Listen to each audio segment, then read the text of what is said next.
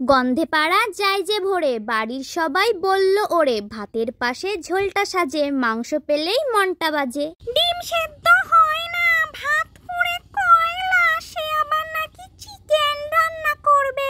মাংস ধুয়ে আমি ভালো করে জল ঝরিয়ে নিয়েছি। তারপরে মাংসের উপর থেকে দিয়ে দেব লবণ আর হলুদ। লবণ হলুদ দিয়ে মাংসটাকে একটু মেখে নেব।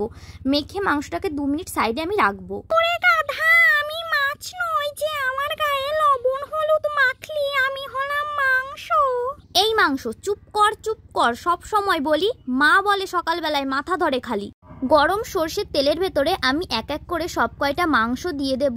তারপরে ভালো করে ভেজে নেব। মাংসর সাথে সাথে আমি 4টে আলুও দিয়েছি লবণ হলুদ মাখিয়ে। এবার একটু নাড়াচাড়া করে মাংসটাকে ব্রাউন করে ভেজে নেব। এই হলো শিলনোড়া, এই হলাম আমি। গায়ে যত জোর আছে দেখাতে হবে জানি।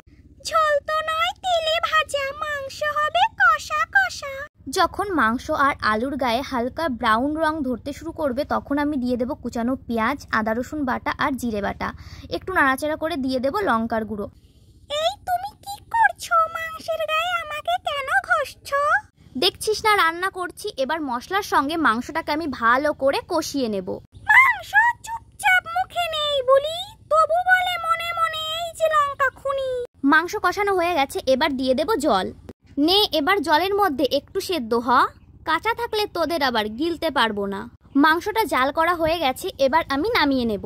সাদা মাংস ছিলাম গো, গায়ে পড়লো দাগ, মশলার জলে ডুবে মরি আজকে আমরা সব।